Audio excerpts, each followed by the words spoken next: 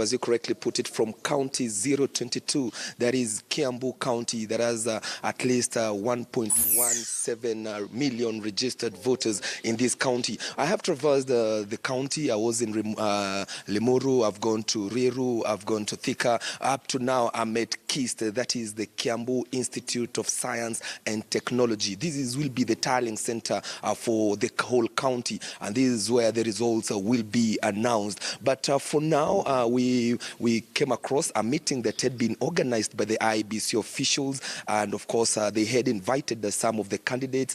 And my cameraman Boniface, whether kindly he can just follow me so that we can give you what is transpiring inside. Remember that this meeting started at around 11 a.m., but there was an issue that came up between the incumbent governor, that is William Kabogo, who stormed the meeting. It is inside here, this room, and according to him is that he was not invited, and that only those people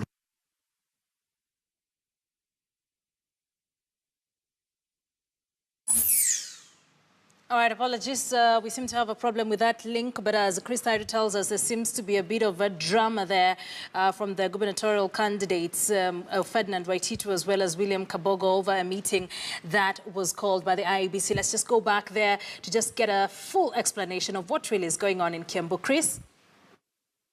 Of the issue is that there are allegations that some officers, police officers, have been compromised ahead of tomorrow's exercise. And we have the county commissioner here, even in this meeting. He's following up, and that issue that is being raised by some of the candidates, that they have information that one of the police officers, or a good number of police officers, have already been compromised. And of course, we will also want to talk to the incumbent governor.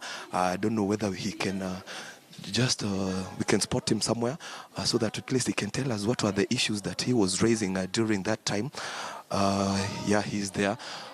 He's actually one of the people who raised the issues, and when he stormed this meeting, he claimed that there was an issue that Jubilee candidates had planned to lock out some of the candidates in Kiambu County, and of course including those independent candidates. Remember that he is the chairman of the Kenya Alliance of Independent Candidates, and he has an issue that he's raising.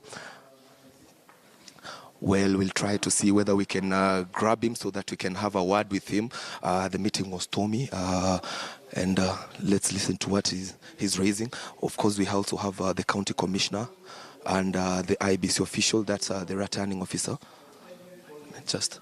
Is the presiding officer. Yes. So I would want you to give unequivocal instructions to the county commissioner who is sitting here, that all those modified badges you have given us, they will be allowed automatically into the polling stations. Because we have incidences before where the police officers become the commanding officers of all polling stations, and they decide who is allowed. Now that you have given us badges that bear the name political party, and you have modified it, we want you to assure us here that all those modified badges are valid, the police officers here know they are valid, and that they will be allowed without a minute delay into the polling stations. And I want the police commissioner and the commandant that they are here to confirm that that is the position, because they will start rumoring that we have made badges and you shall not allow modified badges. I have made it very, very clear. Madam Sidi,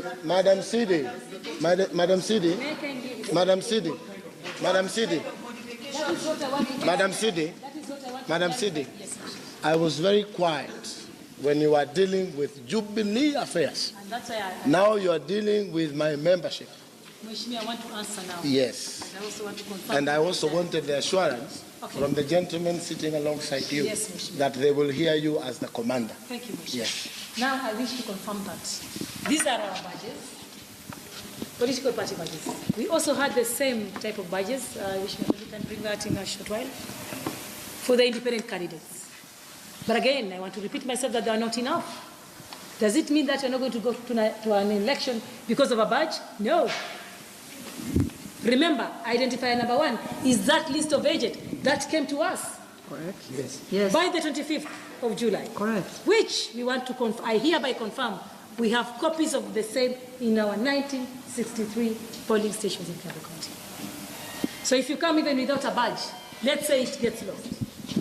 Well, the meeting, Akisa, is still ongoing, and have you heard there are several issues that have been raised, including the badges, how many agents that each one of the candidates should be having. That is an issue that continue to be raised here in this meeting. We'll continue covering this meeting so that we can get to know what will be the outcome. And remember that one of the main accusations is that some police officers have already been compromised ahead of tomorrow's exercise. And of course, there are candidates who feel that there are others who have more agents than the rest, and whether every candidate should get an agent or it's going by party so that they can know the number of agents that will be allowed in each of the polling centers. Of course, that meeting is currently underway, and we'll be bringing you the outcome of that meeting. But then again, we know that in several constituencies, the dispatch of the ballot boxes and the ballot papers is still ongoing. Akisa. Thank you for that update. Our senior political reporter, Chris Thyre, reporting on an array of issues concerning the preparations there and some of the concerns that have been raised there by the incumbent Governor William Kabogo. A conversation we'll be having here with Richard Tuta, who is a security analyst, because he's raised concerns about police officers being compromised, as well as the number of agents needed at a particular polling station or polling center. So we will be having that conversation in just a short